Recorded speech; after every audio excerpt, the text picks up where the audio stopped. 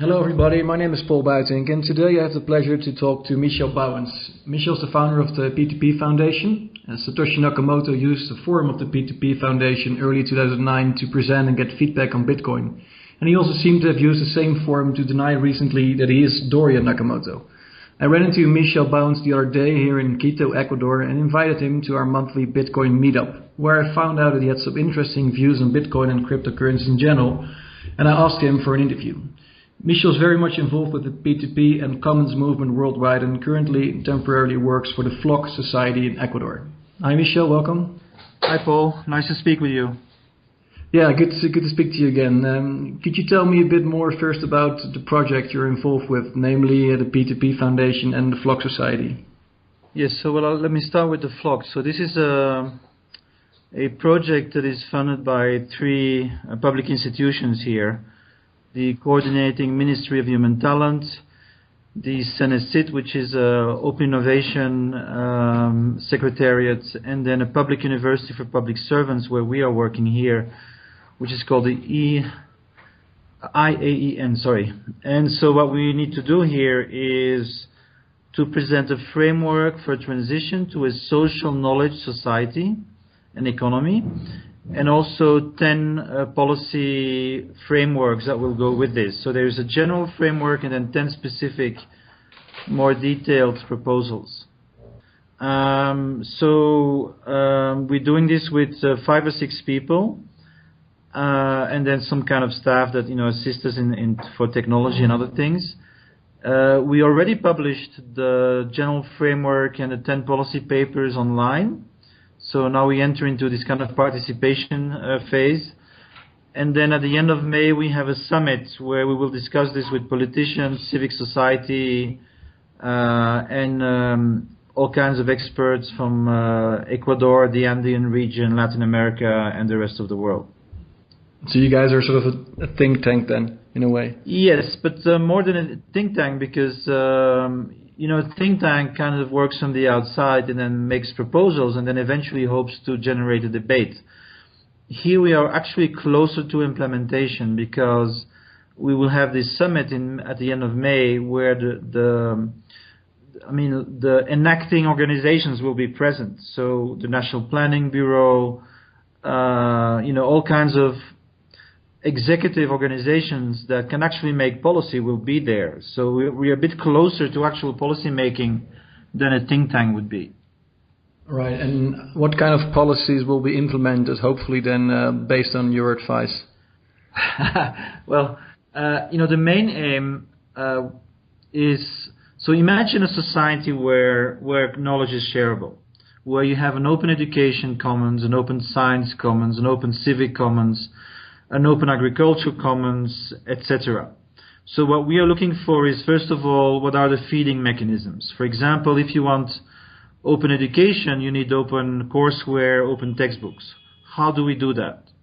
Then we look at material conditions and immaterial conditions. For example, one of our proposals inspired by Joshua Pierce and his book, The Open Source Lab, is if you systematically look for alternatives to proprietary scientific instruments.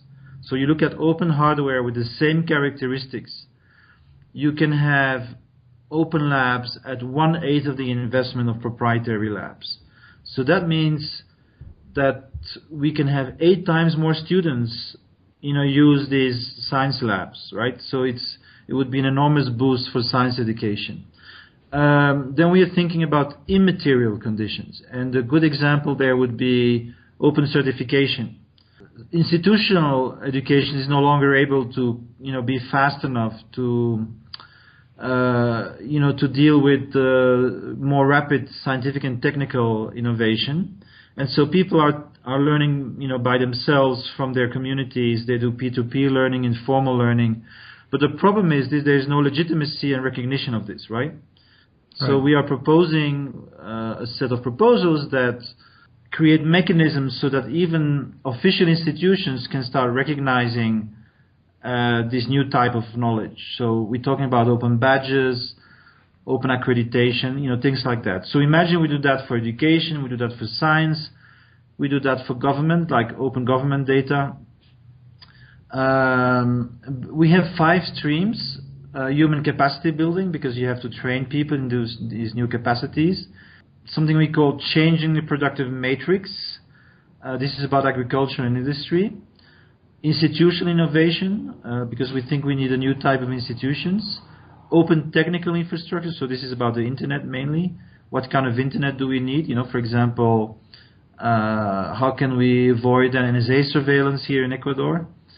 The 5th and last one is called Commons for Civic Life.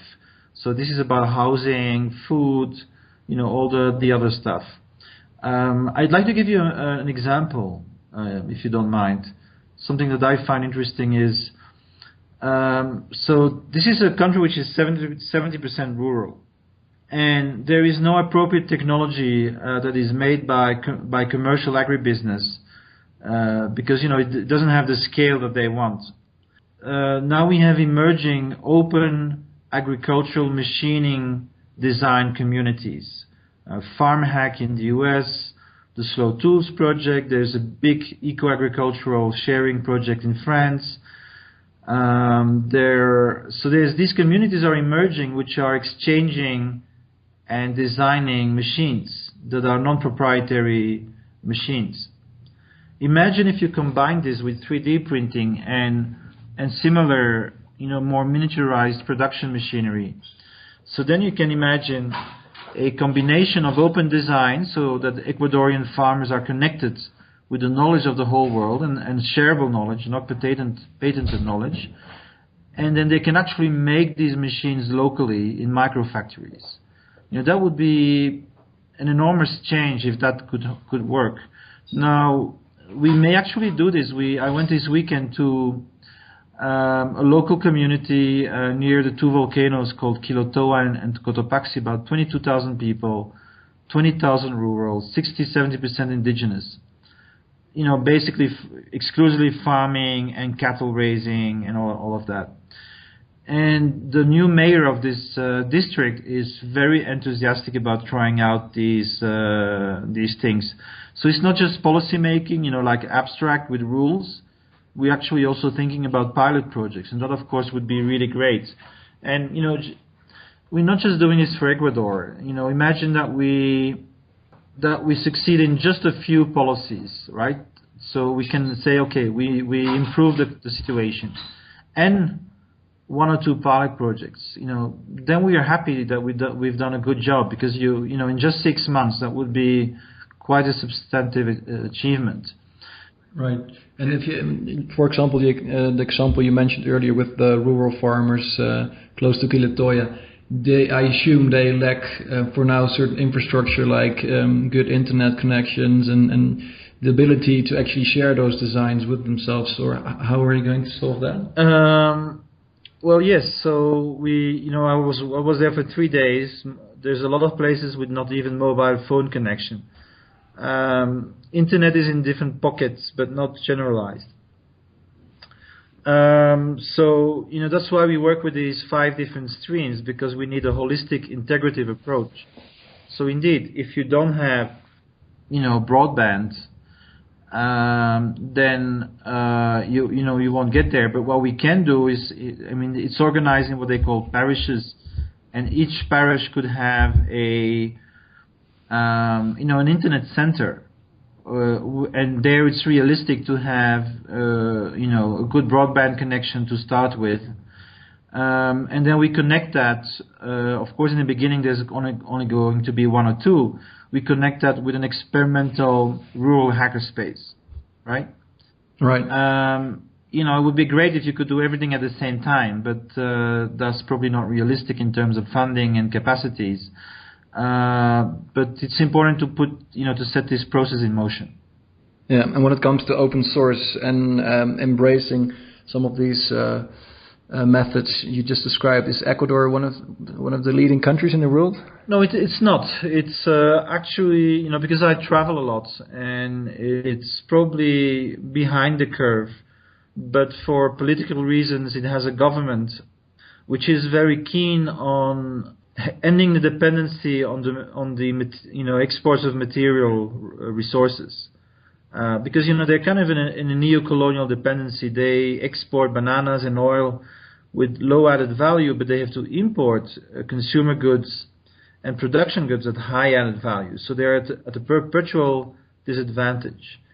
And so the political leadership here wants to go from what they say, is their own language, to go from an economy based on finite material resources to an economy based on infinite immaterial resources. So it's kind of a historical anomaly, if you like, that a country which is not the most advanced has this particular political will, and this is why we are here, because they invited us. Yeah, and you talked about a few different streams, basically, but is the monetary stream also part of this? Because I can imagine, or actually I know that Ecuador also wants to be less dependent on the dollar, and right now it's a dollarized country, and they use the dollar currency here. Are you also discussing setting up a new currency, or maybe like a new cryptocurrency similar to, for example, Aurora coin? I will have to disappoint you there, because this is a big contradiction in Ecuador. So they had a hyperinflation period in the 90s, and then they had a dollarization as a response because they could no longer use their own currency. But the problem is that there is a trauma in the population. So even attempts that have been made, like in Cuenca by Ciclos, to initiate a well thought out, well prepared alternative community currency, there is just a kind of enormous distrust for the moment. So the government is pretty much aware of this, and they would like to change, but it's a politically very risky proposition. So we can talk about monetary transformation in our general framework, but we don't have a mandate to actually propose something in the context of what we are paid for, which is what they call the social knowledge economy. So it's something that we would like to do, which is something which I think is actually necessary. But given the political conditions at this stage, we can't touch it basically. Okay, but it could be that possibly in the next mandate you could discuss these things in a more of a practical manner, where you can also advise on policy there. It's possible, but we're only here for 6 months, so this is not going to be the end of the process. This is just the beginning of the process. And this kind of trauma may well soften over time and then create new possibilities. And maybe local communities will take the lead, and then it will succeed somewhere. And then the national level will be more open to this. But right now it's kind of something we can talk about it, but we can't make a concrete proposal. Okay, so let's say you are given the mandate. How would you advise on this matter? For example, let me first talk about Bitcoin. Something like Bitcoin, would that be something you'd be interested in seeing adopted there on a wide scale in Ecuador? Well, there I have bad news as well. I saw this one coming. So there's a particular, we heard this several times, a particular distrust of Bitcoin, and the reason is that Ecuador is in the middle of the drug-producing regions. Colombia is next door, etc. Ecuador doesn't produce as much. It's it's apparently not a big part of the economy, but it's on the way to the beach, shall we say, right? Even though Ecuador is not a hugely producing country, it's a transit. It's part of the transit networks. And so the government is really too afraid that Bitcoin would become the vehicle of these forces. So I think Bitcoin is not realistic as an official proposal. So is that something the government tells you then explicitly? Yes, we have talked with people, and the message is very clear on that point. On the other hand, as you know, because we were there together, there is a kind of an emerging and vibrant Bitcoin community here in Quito. So I think maybe from the bottom up there will be initiatives, but don't expect this to be part of the FLOK project. Now, personally, I'm more in favor of what I call monetary biodiversity, which is basically the view of Bernard Lietaert, which is also a compatriot of mine because I'm from Belgium, and it's to work at different levels at the same time. So we need local currencies. These local currencies do not necessarily need to be scalable. They can be, because the purpose they serve is just the opposite. It's to protect local streams of exchange and trade. And then they need to work at the national level to somehow restore their monetary sovereignty.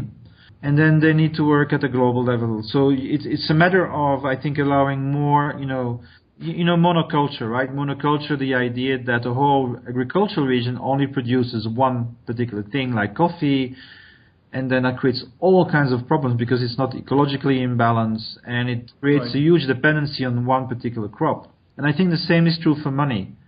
I think Bitcoin is a really interesting innovation. I don't see it as the end, but rather as the beginning of a monetary evolution with many interesting forks and etc. I think we have to think in terms of monetary diversity, not as one particular currency, but more diversity and more choice. I was intrigued by what you said earlier, that the Ecuadorian government is a bit afraid of Bitcoin because of that it could potentially be used by people trading drugs or something like that. So I guess that's primarily related to the anonymity aspect of it. Yes, it's the loss of control. So do you think they could even outlaw it then at some point because of that reason? I don't know. I haven't heard anything about that. But at the very least, expect some kind of a distrust and like a wary attitude. And they're probably observing it. But I have heard no talk of of making it illegal. Right.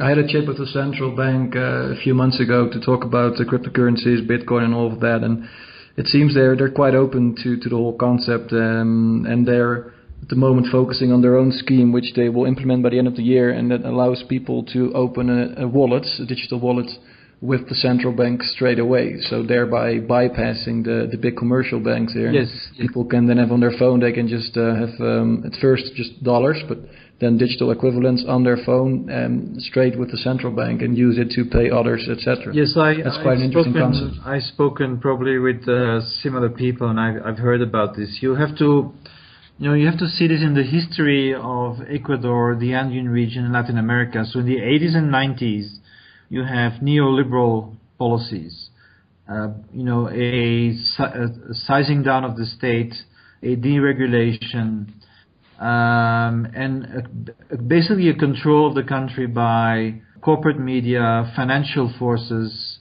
and of course the Anglo-Saxon globalization. And it wasn't a good period for Latin America. It was actually a period of stagnation and decline. So the reaction here, and you see that throughout the continent, is the opposite reaction that we have in Europe and the US for the moment. It is let's rebuild the state. Let's be more independent of the financial sector, right? So what you're talking about is part of this trend. What they're doing in Ecuador is basically what the US did in the 1930s with Roosevelt. And even the progressive era before that. It's making sure there is a strong and independent public sphere that can be a counterweight to economic forces. This is just the conjuncture they are in, right? It's a particular period of history of the continent where most of the people are looking in that direction. And so, whereas what we see in Europe and the US is still a deregulation and dismantling, especially of the welfare state in Europe, what you see here is the opposite. It's important that people in the world understand that this is a different mentality, a different historical period than what we are going through in Europe. Yes, I think a lot of people have a very distorted view of what's going on in Ecuador based on what they read in Western media. Yes, I would agree with that. I mean, I don't want to be in any way defending the government because, that's not. I'm just getting, I have a contract here. I want to do my job well, so I'm focusing on this job.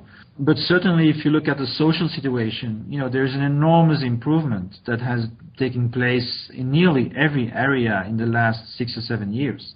Of course, there are problems. There's issues of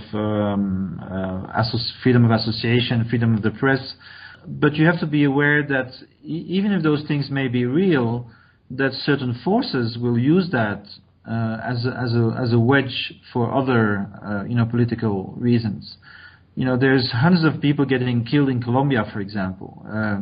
Union activists, farmers, but that's something you don't hear in the press. But whatever happens here, even some individual that is in trouble with the courts, it gets a lot of coverage. So people get a bit of a distorted view as to the level of these things that we may not agree with in Ecuador.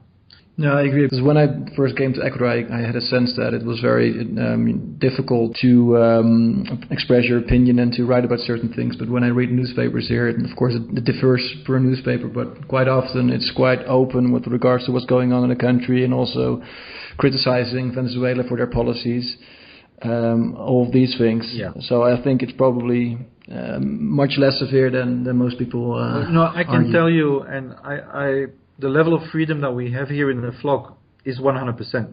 We have had zero interference in our work.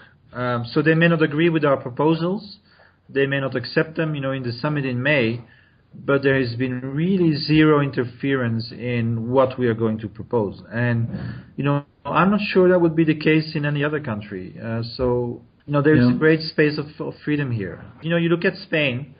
In Spain, if you demonstrate in front of a public building, you can have 600,000 euro fine, and you can go to jail for a number of years. They are instituting enormous taxes on distributed and renewable energy.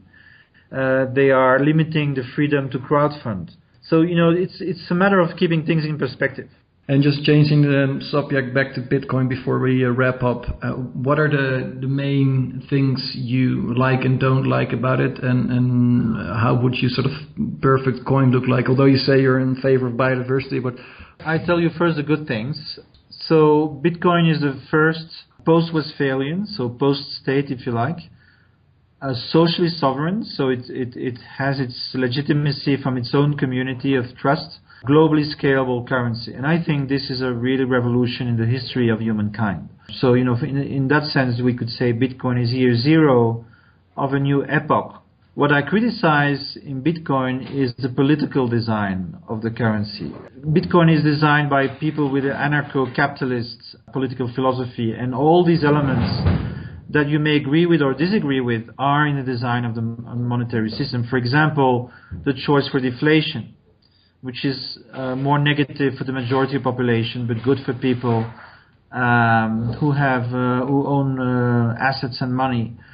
The fact that this deflationary design, it can only go up in value, creates hoarding, speculation, etc.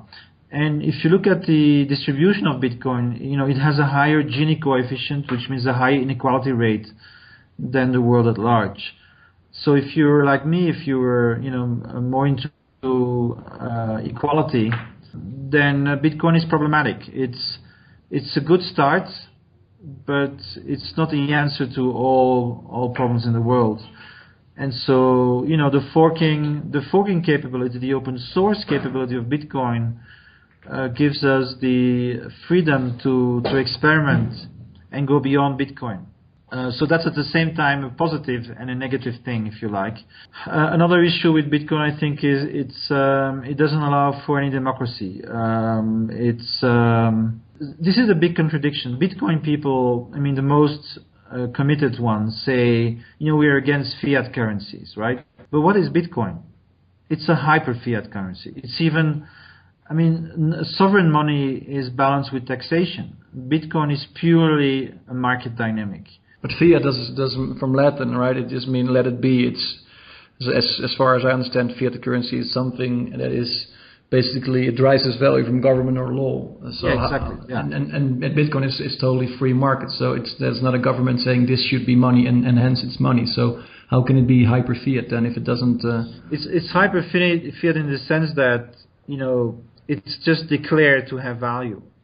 There is no objective value to Bitcoin. It's purely on the basis of supply and demand dynamics. It's not backed by anything, so it's not different from fiat money, except that instead of the government instituting the system, it's a group of people who say this will be money. Yeah, and then people can voluntarily accept that premise or not, and that's a good thing about Bitcoin compared to government money, of course, which you're forced to use. Yes, you can say that. But, I would argue that, however imperfect, that the sovereign monies are controlled through a very imperfect form of democracy, but there is some form of balance which you may not have in these other forms of currency.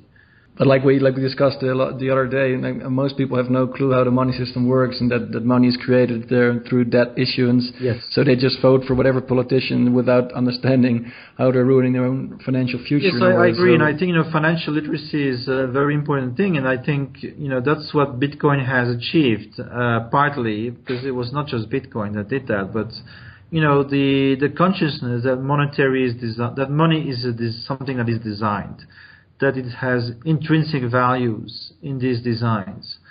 And so Bitcoin opens up the discussion about the design of money. Now, Bitcoin is a particular political philosophy, and there's a freedom there to actually do it that way, but then other people will have the freedom to design currencies that are different. And I think this is what is important. Not that we have one currency, Bitcoin, that will solve everything, but rather that we will have a variety of currencies that will emerge in the post-Bitcoin era. I mean, complementary currencies are interesting, and they are functioning on a small scale, but they didn't scale, and that is an issue if you think about global governance and global issues. So that is what Bitcoin brought to the scene, which is this possibility of scaling. But with that scaling, I think we can do different things than Bitcoin. And so Bitcoin is, for me, part of an ecosystem of currencies. And people like me, we want to think about commons-oriented currencies. And there's various initiatives that are working in that direction, that are trying to take the design of a cryptocurrency but inscribe it with different design choices. And of course, the big advantage of Bitcoin is that it works. Yeah, but I think what you said earlier is a very good point too, is that at least Bitcoin is now triggering people to read up on what money is, and you get a lot of people now debating money and trying to come up with better solutions. And I think that's maybe the biggest achievement of Bitcoin, is that a lot of people are now actively trying to come up with better systems and are also understanding how government money works, and also realize that there's a lot wrong with it. Yeah, I agree with that. I think it's been extraordinarily effective in generating debate about how money should be designed.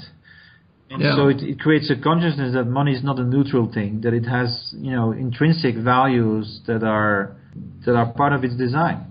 Yeah, like the other day when we sat together with 30 people in Quito, talk about these fundamental things. Maybe like 3 years ago, it would have been impossible possibly to come together in such a form. Yeah, I agree with that. I think it has a really positive influence in in generating those debates on a much larger scale than before. Great. Well, I know you have another call coming up now, so let's just wrap up. But thank you very much for making the time available to talk about these fundamental things with me. Thank you, Paul. Really interesting conversation. Thanks for the good questions and for your for your comments and your remarks. And as we both let's meet up again in Quito. We'll see each other again. Definitely. Okay. Take care. Yeah. Bye, Paul. Bye, Michel.